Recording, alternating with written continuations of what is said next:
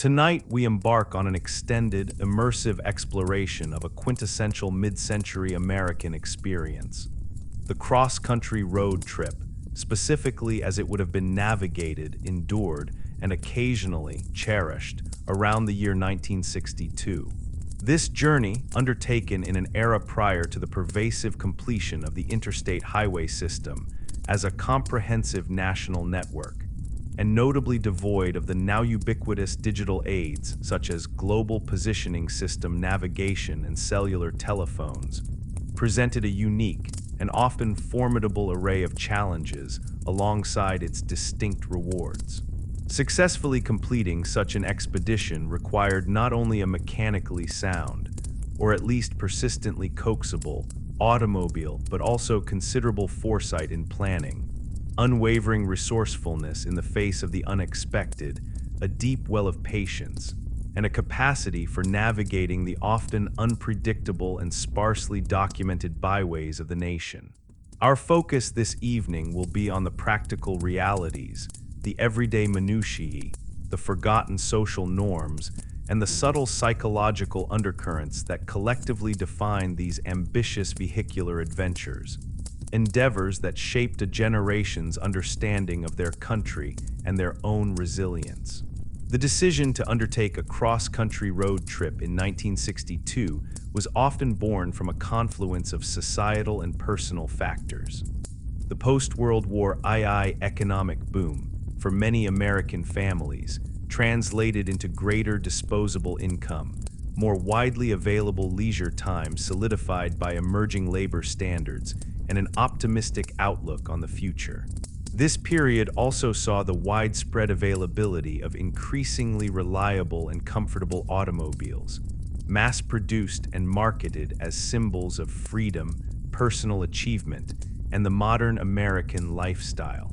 The car was not merely a utility, it was an extension of the family's identity, a mobile haven from which to witness the grandeur of the nation.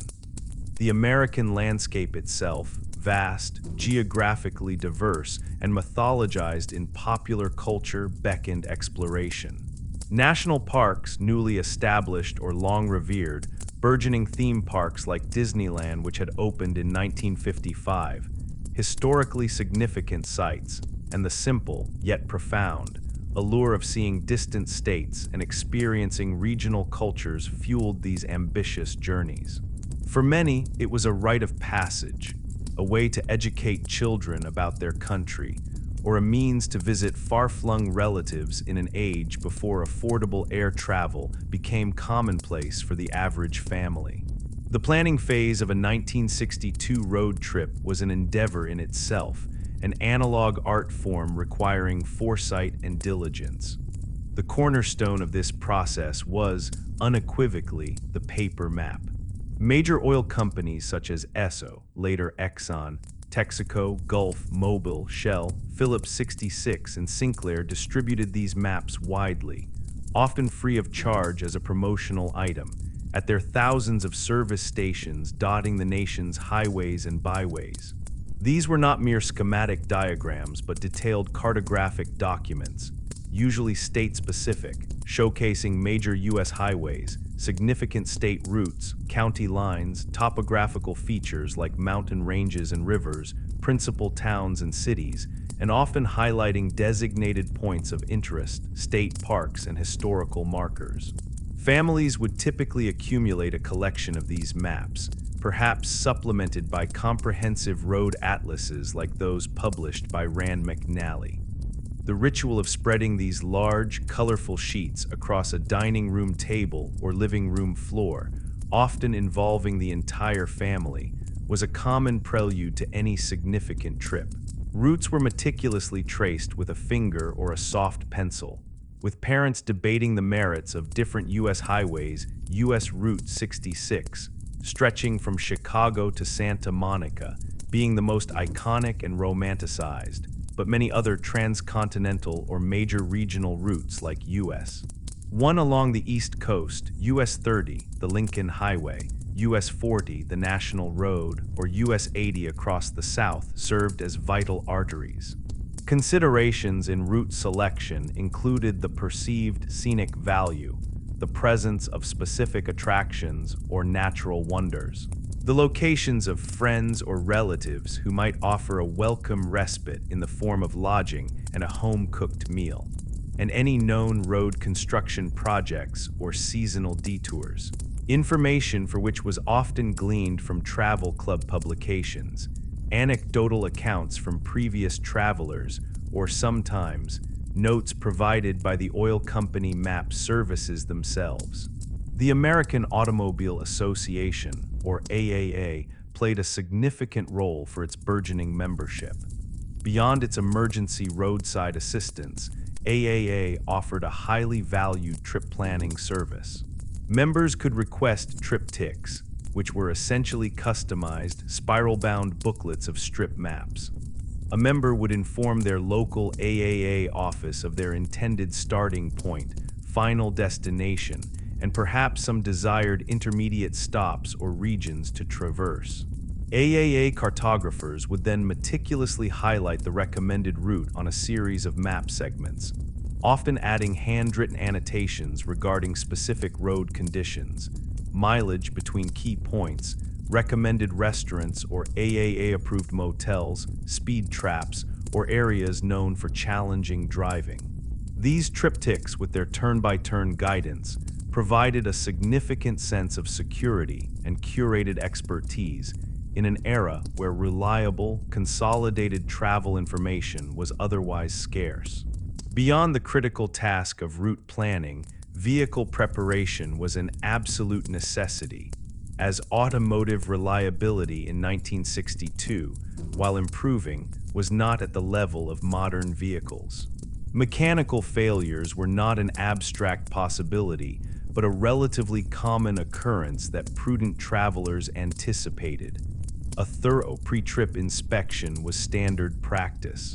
This involved checking engine oil levels and condition, radiator coolant antifreeze levels and mixture, especially if traveling to areas with extreme temperatures, battery charge and terminal connections, tire pressure and tread where bias ply tires, the standard of the day, were more susceptible to punctures, sidewall damage, and faster wear than modern radial tires. Fan belts, often the Achilles heel of older engines, were inspected for cracks and proper tension, as were radiator hoses for signs of perishing. Brakes, typically drum brakes on all four wheels, required checking and adjustment.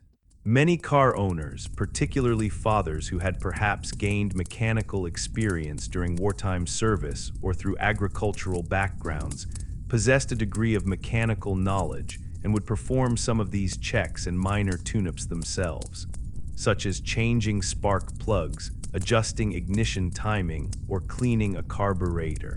A well-stocked toolbox was often considered an essential piece of luggage, containing a set of open-ended wrenches, socket wrenches, various screwdrivers, Phillips and flathead, pliers including vice grips, a hammer, a jack capable of lifting the heavy vehicle, a sturdy lug wrench, spare fuses of various amperages, electrical tape, perhaps a can of aerosol starting fluid for reluctant engines in cold weather, and even a spare fan belt or radiator hose, as finding specific parts in remote areas could be challenging.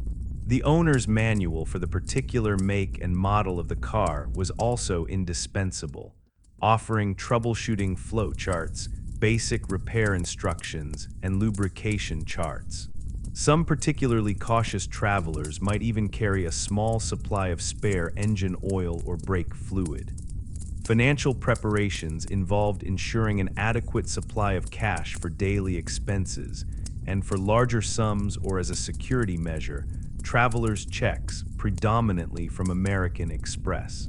Credit cards, while existing in 1962, Diners Club being a prominent early example, with American Express and Carte Blanche also gaining traction, had limited acceptance.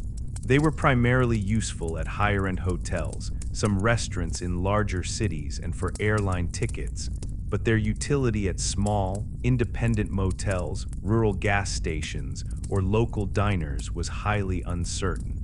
Therefore, carrying sufficient cash, carefully budgeted, was essential. Estimating fuel costs, which varied by state and region, food expenses for multiple people over many days, and nightly lodging costs for a multi-day or multi-week journey required careful calculation and often a contingency fund for unexpected repairs or delays. Some families maintained meticulous handwritten ledgers during the trip, tracking every expenditure to stay within budget. Once the meticulous preparations were complete and the car was laden, the journey itself began, and with it, the critical, ongoing task of navigation. The role of the navigator, typically the front seat passenger, often the mother in traditional family units of the era, was paramount and demanding. This was not a passive role, but an active, continuous process of interpreting the map and correlating it with the physical environment. The navigator was responsible for constantly monitoring the map, cross-referencing it with road signs, mileage markers, which were not always consistently placed or accurate. And vehicle odometers themselves were mechanical and could have cumulative errors. And discernible landmarks such as rivers, railroad crossings, distinctive mountain peaks, water towers, or even uniquely named businesses that might be indicated on more detailed local maps or remembered from previous journeys. Road signs in 1962 were not standardized to the degree they are today under the manual on uniform traffic control devices. While U.S. highway markers, the distinctive white shield with black numbering, were relatively consistent across states, the design, placement, and condition of state highway markers, county road signs, and local street name signs could vary significantly. Signs might be small, made of painted wood or embossed metal, sometimes faded by sun and weather, obscured by overgrown vegetation, or simply missing altogether, particularly on less traveled rural routes or older sections of highway that had been bypassed by newer alignments. A common and often frustrating navigational challenge was determining the correct route through unfamiliar towns and cities.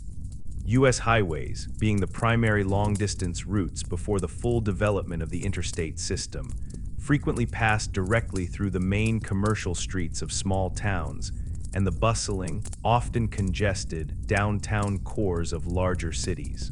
Navigating these urban areas required intense concentration from both the driver and navigator, with careful attention paid to often confusing arrays of street name signs, route markers that might be intermittently placed or compete with a plethora of commercial signage, and local traffic signals that could disrupt the flow. A missed turn in a city, easily done amidst heavy traffic or unclear signage, could lead to considerable disorientation and significant lost time, as rejoining the intended route often involved navigating a grid of unfamiliar streets without the benefit of a recalculating route prompt from a digital assistant. It meant pulling over to a safe spot, unfolding the often unwieldy map again, and carefully attempting to reorient oneself based on surrounding street names or visible landmarks. Some larger cities provided marked bypass routes designed to skirt the densest downtown areas, but these were not always clearly signed, consistently maintained, or necessarily much faster than traversing the city center. Night driving presented an entirely different set of navigational hurdles. Landmarks that were easily recognizable in daylight became obscured or invisible.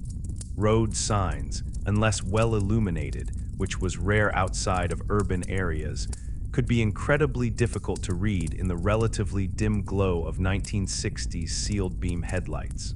The navigator had to rely more heavily on mileage readings from the car's odometer, the sequence of towns as they appeared on the map, and the distinctive patterns of light from approaching settlements. A reliable flashlight, preferably with fresh batteries, was an essential tool for reading the map in the darkened car interior. though its use had to be managed carefully to avoid creating glare that could distract the driver or impair their night vision. The ambient darkness of rural America in 1962 was also more profound than today, with less light pollution from sprawling development, making unlit roads feel particularly isolated. The interstate highway system, authorized by the Federal Aid Highway Act of 1956, was envisioned as a transformative network of high-speed, limited-access, controlled-access highways designed for efficient long-distance travel and national defense. By 1962, significant portions of this system were complete or actively under construction across the country. Travelers would often encounter these new stretches of smooth, multi-lane concrete or asphalt, experiencing the novel sensation of cruising at sustained higher speeds, often 65 to 70 mph where posted, without the interruptions of stoplights, cross-traffic, or direct access from abutting properties. These segments felt truly futuristic compared to the older roads. However, the interstate system was far from a continuous coast-to-coast network at this point. It existed in segments, often bypassing larger cities or connecting major urban centers within a state. This meant that a long-distance road trip in 1962 would invariably involve a patchwork of travel experiences. Periods of swift progress on a new interstate, followed by a diversion back onto an older U.S.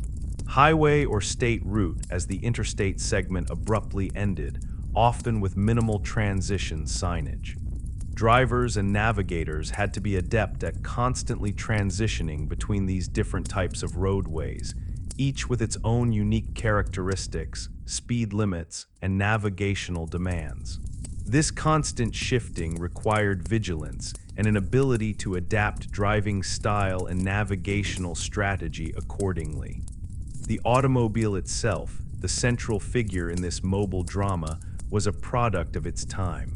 The cars of 1962 were, by contemporary standards, impressively large, heavy, and often extravagantly styled with prominent chrome grills, sweeping body lines, and the ubiquitous tail fins that had characterized late 1950s design, though these were beginning to be toned down by '62. Popular family cars included the Chevrolet Impala and Bel Air, the Ford Fairlane and Galaxy, the Plymouth Fury and Belvedere, and a wide variety of station wagons from all major American manufacturers: Ford Country Squire, Chevrolet Nomad or Parkwood, Plymouth Suburban, which offered expansive cargo space and often a rear-facing third seat that was a novelty for children. These vehicles typically featured large displacement V8 engines, which provided ample horsepower and torque for cruising at highway speeds and hauling heavy loads. But they were not particularly fuel efficient, with gasoline mileage often languishing in the low to mid-teens, sometimes even single digits for the largest engines or when towing a travel trailer. Manual transmissions, typically 3-speed column-shifted, 3 on the tree, were still common, though automatic transmissions were rapidly gaining popularity and were a desirable option for long-distance touring. Power steering and power brakes were becoming more widely available, especially on mid-range and higher-end models, significantly easing the effort of maneuvering these heavy vehicles, but were not yet standard equipment across all lines.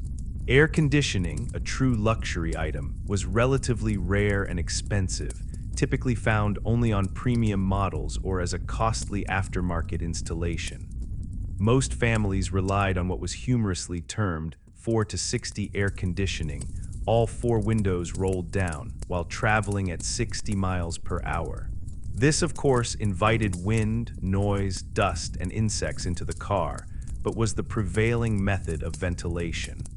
Mechanical reliability, while generally improving year by year, remained a persistent concern for long-distance travelers.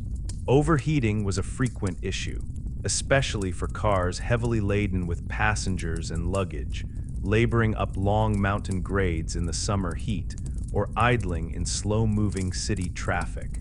Drivers learned to monitor the dashboard temperature gauge closely. If so equipped, some cars had only a warning light and might pull over to the roadside to allow the engine to cool if it started to climb into the danger zone. This often involved opening the hood to allow heat to dissipate, a common sight along highways in mountainous regions. Vapor lock, a condition where gasoline vaporized in the fuel lines due to excessive heat from the engine or ambient temperature, could cause the engine to sputter and stall, requiring a cool-down period before it could be restarted. Flat tires were a more common occurrence than today, due to the construction of bias-ply tires, which were more vulnerable to punctures and sidewall damage, and the varied condition of some road surfaces, particularly unpaved or poorly maintained secondary roads. Every driver, and often older children, was expected to know how to change a tire, a physically demanding process involving locating the spare tire, often mounted in the trunk or under the vehicle. The jack, typically a simple, manually operated scissor or bumper jack, and a lug wrench. Roadside tire changes, sometimes in inclement weather or on narrow shoulders, were a memorable, if unwelcome, part of the road trip experience for many families. Service stations, then, were far more than just places to refuel. They were vital oases of support for the motorist. Attendants, often clad in uniforms bearing the oil company's logo, would not only pump the gasoline, leaded gasoline, either regular or higher octane premium or ethyl was the norm, dispensed from visible register pumps or later clock face pumps, but also routinely check the engine oil level with a dipstick, clean the front and rear windshields with a squeegee and a spray bottle of cleaning solution, and sometimes even offer to check tire pressure. These services were provided courteously and efficiently, often accompanied by a friendly chat about road conditions or local points of interest. These stations were also crucial sources of local information, reliable directions, and frequently the only public restroom available for many miles, access sometimes requiring a key obtained from the attendant, a measure to maintain cleanliness. Major oil brands like Standard Oil, with its various regional identities like Sohio, Esso, Humble, Shell, Texaco with its iconic Big T star, Phillips 66, Sinclair with its green dinosaur mascot, and City's Service, Citgo were ubiquitous, each with its own distinctive station architecture, signage, and color schemes, creating a familiar, if intensely competitive, landscape across the nation. These stations often had one or two service bays where minor repairs, tire changes, or lubrication services could be performed by on-duty mechanics. The interior of the car transformed into the family's mobile living space for hours, sometimes days, on end. Bench seats were common, both in the front and rear, typically covered in durable but often non-breathable vinyl or a combination of vinyl and patterned fabric. These vinyl seats could become uncomfortably hot and sticky in the summer sun, leading to the use of woven seat covers or beach towels for comfort. Seat belts were not yet mandatory in all states or standard factory equipment in all cars. If present, they were typically lap belts only, often an optional extra. The concept of integrated child safety seats, as we know them, did not exist. Infants might ride in a portable bassinet or car bed placed on the rear seat, and young children often roamed relatively freely in the back seat, lay down on the rear window ledge, or even stood on the transmission hump between the front seats to get a better view. Practices that would be unthinkable today from a safety perspective, but were commonplace then. The sheer amount of time spent in close proximity within the vehicle inevitably led to a unique family dynamic, a mixture of shared experience, inevitable squabbles, and moments of spontaneous fun. Sustenance and slumber on the road were daily concerns that shaped much of the rhythm and routine of a 1962 cross-country journey. Finding suitable food and lodging each day was an integral part of the adventure, often involving a degree of uncertainty and discovery. While some exceptionally meticulous planners might have pre-booked accommodations for their entire itinerary, particularly if traveling to highly popular national parks like Yellowstone or Yosemite during peak summer season, or to major tourist destinations like Disneyland, many families embraced a more spontaneous approach. This typically involved driving until late afternoon or early evening, when fatigue began to set in or when they reached a town that seemed promising, and then beginning the active search for a suitable motel for the night. The late afternoon would often see the navigator, map in hand, scanning the roadside for promising signs indicating lodging. The motel industry was in a period of rapid expansion and evolution. Chains like Holiday Inn, founded by Kemmons Wilson in 1952, were aggressively standardizing the roadside lodging experience. Holiday Inn pioneered many features that travelers came to expect, such as relatively consistent room size and layout, private bathrooms with hot and cold running water, in-room televisions, black and white of course, telephones, individually controlled air conditioning, a significant draw, free ice machines, and often an on-site restaurant and a swimming pool, the latter being a particularly strong attraction for families with children after a long, hot day confined in the car. Their large, distinctive green and yellow, great sign, a towering neon beacon, became a familiar and reassuring landmark for weary travelers, promising a certain level of quality and predictability under the slogan, "The Nation's Innkeeper." Other emerging chains like Howard Johnson's Motor Lodges, often co-located with their restaurants, Ramada Inns, and Best Western, which was more of a referral network of independent motels adhering to certain standards, also contributed to this trend of standardization. However, alongside these burgeoning chains, a vast number of independent, often family-owned and operated, motels, frequently called motor courts or tourist courts, still flourished along America's highways. These establishments typically featured a series of rooms or individual detached or semi-detached cabins, arranged in a U-shape or L-shape around a central parking area or courtyard, allowing guests the convenience of parking their car directly in front of their unit. The architecture could range from simple, utilitarian cinder block structures to more charmingly rustic log cabins or themed designs reflecting local character. The quality, cleanliness, and amenities of these independent motels varied enormously. Some were meticulously maintained and offered genuine hospitality, while others could be quite basic or even run down. Neon signs were a prominent and often elaborate feature of the roadside landscape, employing vibrant colors and flashing animations to advertise vacancy. Heated, air-cooled, a less effective precursor to true air conditioning. Often just a fan pulling air over a wet filter, TV, free TV, kitchenettes, small cooking facilities within the room, or rates $4 up. The dreaded no vacancy sign, especially encountered late at night or during a rainstorm in an unfamiliar town, could induce a palpable sense of anxiety, prompting a continued, often bleary-eyed, drive to the next town or a less desirable lodging choice. Checking into a motel involved registering at a small front office, often attached to the owner's living quarters, receiving a physical key, no key cards, and perhaps getting a recommendation for a local place to eat. Dining on the road offered its own spectrum of experiences, from carefully packed homemade meals to the emerging culture of roadside restaurants. Diners were quintessential fixtures of the American roadside landscape, often housed in gleaming, streamlined, prefabricated structures reminiscent of railroad cars, with long counters, vinyl-topped swivel stools, cozy booths, and tabletop jukebox selectors.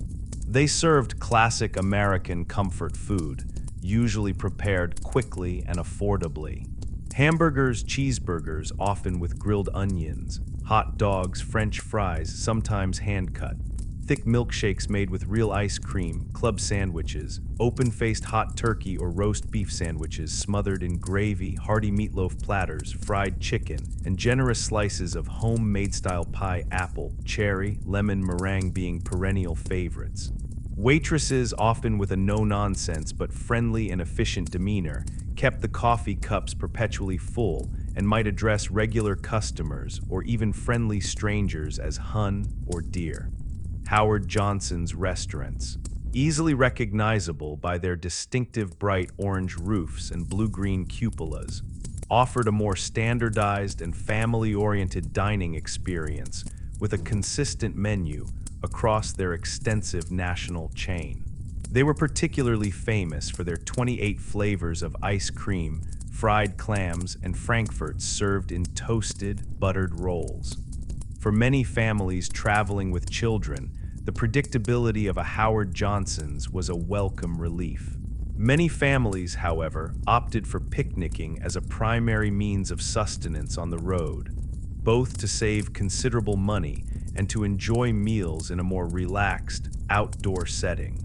A large metal or styrofoam cooler, perhaps a classic Coleman model, would be a standard piece of road trip equipment, diligently packed each morning. Typical contents included sandwiches, often peanut butter and jelly for the children, and perhaps bologna and cheese or tuna salad for the adults, all made on soft white bread. Hard-boiled eggs, bags of potato chips, celery and carrot sticks, fresh fruit like apples or bananas, and cookies or other homemade baked goods were common accompaniments. A large thermos would hold cold Kool-Aid, lemonade, or iced tea, while another might contain hot coffee for the adults.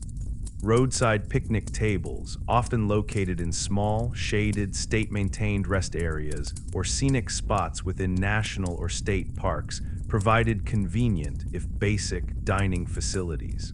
These breaks offered a crucial opportunity for everyone to stretch their legs, for children to run around and burn off pent-up energy, and for the family to escape the confines of the car for a while.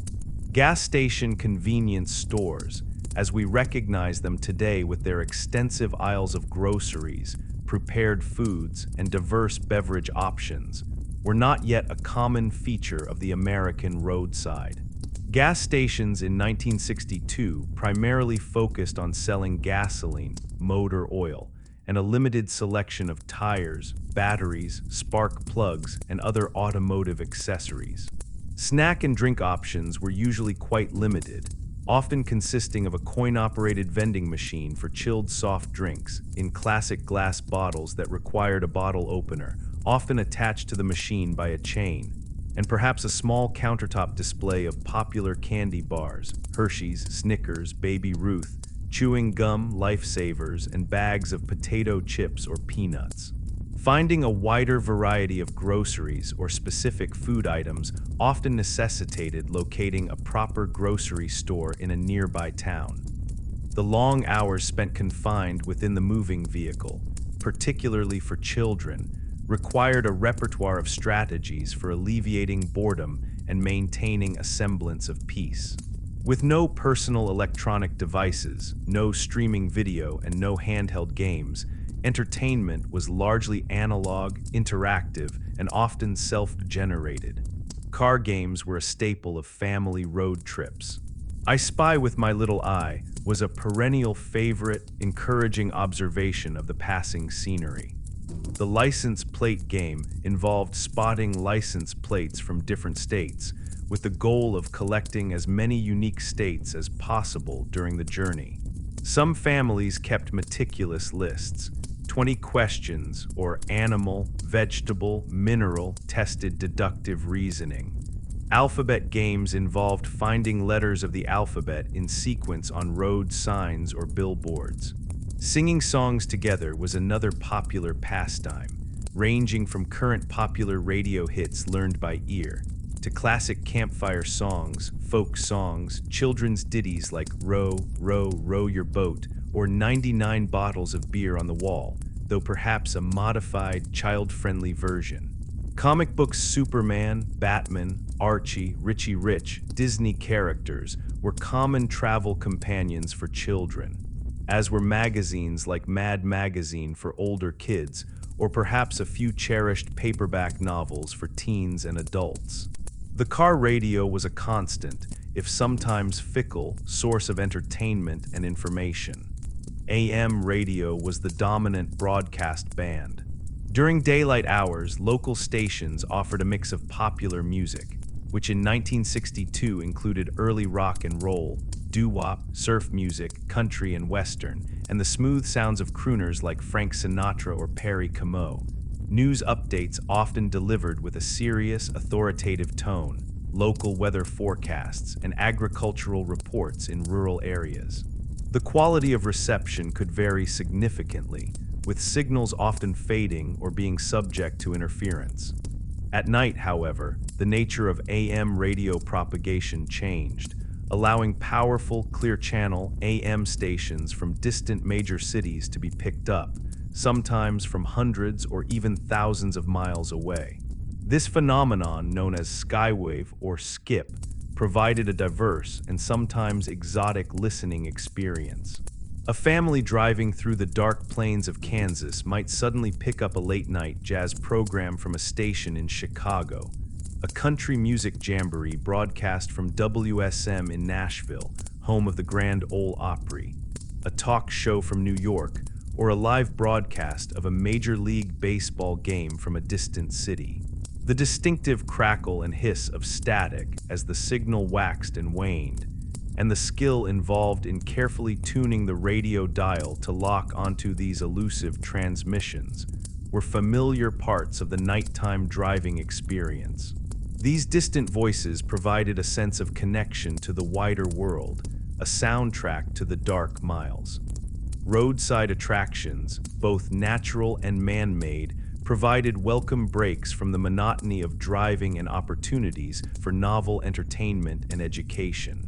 These ranged from the awe-inspiring majesty of national parks like the Grand Canyon, Yellowstone with Old Faithful Geyser, Yosemite, or the Great Smoky Mountains, to sites of historical significance such as Civil War battlefields, colonial-era towns, or pioneer trails marked by historical societies.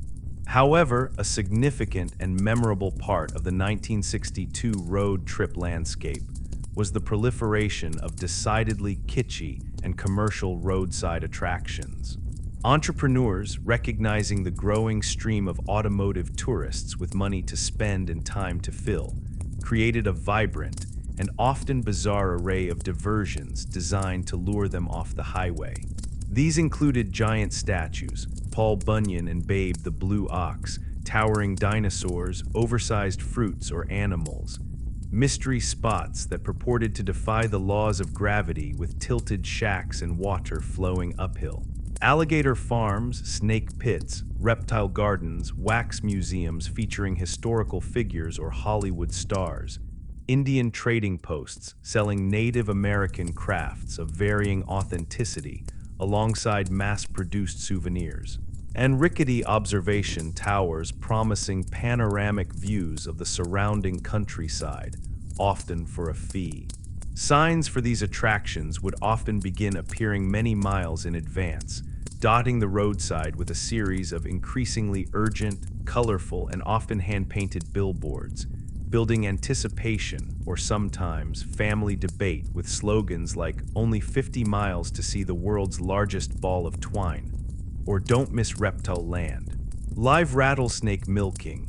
These stops, while sometimes underwhelming or patently absurd, added to the unique fabric of the American road trip adventure, provided memorable photo opportunities for the family album, and generated countless anecdotes.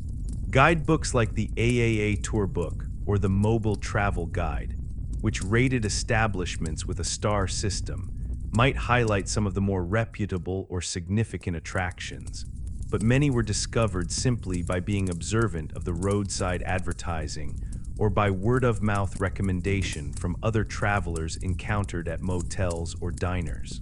In an era devoid of cellular phones, smartphones, or widespread internet access, Communication while on the road or with those back home was reliant on a limited set of analog technologies, primarily pay telephones and the United States Postal Service. Making a telephone call from the road meant locating a working public pay telephone. These were typically found inside or outside gas stations, in the lobbies of motels, at restaurants, or occasionally in standalone booths along sidewalks in towns. Using a payphone required a supply of coins, usually dimes for local calls, and often a considerable number of nickels, dimes, and quarters for long-distance calls, which were placed through a long-distance operator. The operator would ask for the number being called, the number from which the call was being made, often printed on the payphone itself, and would then calculate the charge for the initial period, typically 3 minutes, and inform the caller how much money to deposit.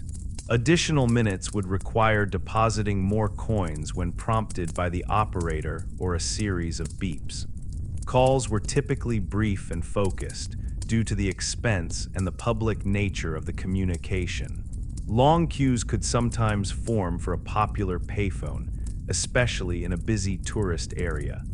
Sending postcards was a far more common and leisurely way to keep friends and family updated on the journey's progress and to share a glimpse of the sights being seen.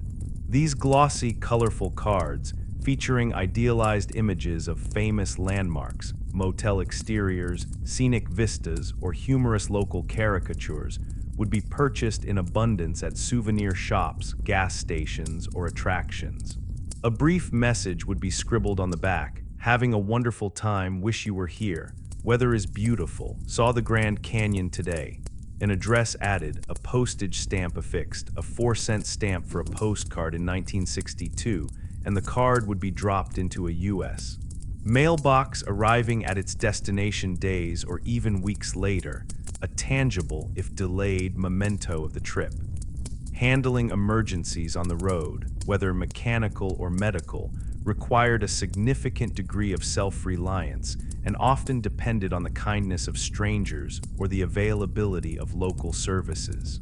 For a serious medical issue, one would need to seek out the nearest town with a doctor's office or a hospital, relying on road signs, information gleaned from gas station attendants, or perhaps a listing in a local telephone directory found at a payphone. There was no 911 emergency number in widespread use. One would typically dial 0 for the operator and ask for assistance. For a vehicle breakdown, if a roadside repair by the driver was not possible, the options were limited. One common strategy was to wait for a passing motorist to stop and offer assistance, which might involve a ride to the nearest town, help with a repair, or simply going to a phone to summon aid. This practice, while carrying inherent risks, was more common and generally perceived as safer in that era. Alternatively, if near a town, one might walk to the nearest gas station or business with a telephone to call a local tow truck or garage. State police or highway patrol officers, if encountered, could also provide assistance or radio for help. There was no ubiquitous roadside assistance service that could be summoned with the push of a button on a mobile app. AAA members had a number to call for service, but this still required reaching a telephone and clearly describing one's location, which could be difficult on an unfamiliar rural road. Travelers often carried a basic first aid kit, emergency flares to warn other traffic in case of a nighttime breakdown, a warm blanket, and perhaps a jug of extra water, particularly if traveling through remote or desert areas. This prevailing sense of relative isolation, while potentially daunting in an emergency situation, also contributed significantly to the unique character of the 1962 road trip, fostering a spirit of adventure and profound independence. Families were, to a much greater extent than modern travelers, thrown back upon their own collective resources, ingenuity, and problem-solving skills. This often led to a strengthened family bond, as challenges were faced and overcome together. The very absence of constant digital connection and curated entertainment also meant a different kind of immersion in the journey itself. Without individual screens to distract each passenger, occupants of the car were more likely to engage with their surroundings and with each other. They observed the slowly changing landscapes, the subtle shifts in vegetation, architecture, and accents as they crossed state lines. They might read physical books or magazines, engage in sustained conversations, play collaborative car games, or simply allow their minds to wander and daydream while watching the endless ribbon of highway unfold or the rhythmic flick of telephone poles passing by.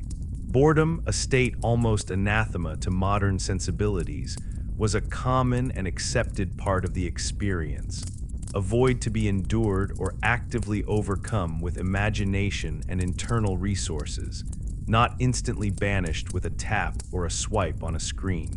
This could lead to more introspection, more direct and unmediated interaction among family members, and a deeper, more patient appreciation for the sheer scale and diversity of the American continent. The culmination of the journey, reaching the final intended destination after days or perhaps weeks on the road, invariably brought with it a profound sense of accomplishment and relief. The accumulated miles, the unforeseen challenges successfully navigated, the myriad sights witnessed, the diverse regional foods tasted, all contributed to a rich and indelible tapestry of memories. The family car, having faithfully served as transport, mobile dining room, impromptu entertainment center, and sometimes even a temporary sick bay, would be thoroughly unpacked, perhaps with a collective sigh of relief mixed with a touch of nostalgia for the unique adventure just concluded. Souvenirs collected meticulously along the route, colorful felt pennants from national parks or tourist towns, stacks of postcards, glossy brochures from attractions, perhaps some kitschy trinkets like miniature totem poles or snow globes, or even natural mementos like unusually shaped rocks from a national park, before such collection was widely discouraged, served as tangible reminders of the places visited and experiences had. These items often found prominent display in children's bedrooms or family living rooms. Photographs, captured on roll film cameras such as the popular and simple Kodak Brownie Starmite or Instamatic models, or more sophisticated 35 rangefinders or SLRs for dedicated hobbyists, were a precious and carefully curated record of the trip.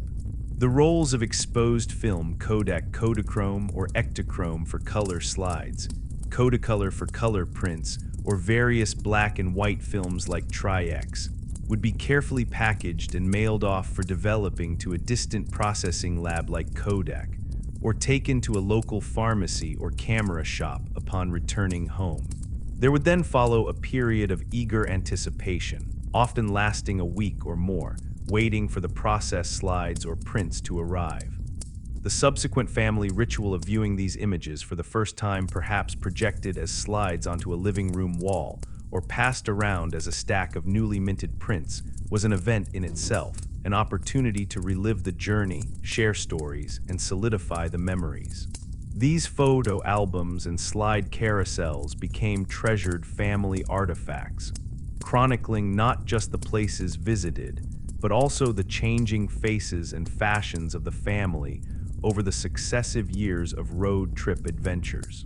The cross-country road trip as experienced in 1962 was, therefore, a distinct cultural phenomenon, profoundly shaped by the prevailing automotive technology, the developing but incomplete highway infrastructure, and the social norms and communication limitations of its time. It was a journey that unequivocally demanded more from its participants in terms of meticulous planning, active navigation, mechanical sympathy, and personal resilience than its modern, digitally assisted counterpart. Yet it also offered a different, perhaps deeper, kind of reward. A slower, more immersive, and less filtered engagement with the diverse landscapes, regional cultures, and local communities of America. A greater cultivation of self-reliance and familial cooperation, and a trove of unique, hard-won shared family memories forged in the crucible of the open road, long before the digital age redrew the map of travel and transformed the nature of the journey itself. The horizon encountered then was not merely a destination pre-plotted on a glowing screen, but a tangible, often distant, goal achieved through considerable perseverance, careful observation, and an indomitable spirit of exploration that came to define a generation of American travelers and their passage through the heart of the nation. And the stories born from those extensive journeys, replete with their breakdowns, their discoveries, their detours, and their diners, became an integral part of family lore, passed down through generations. A warm and nostalgic echo of a very different time on the American road, a time when the journey was, in every sense, the destination.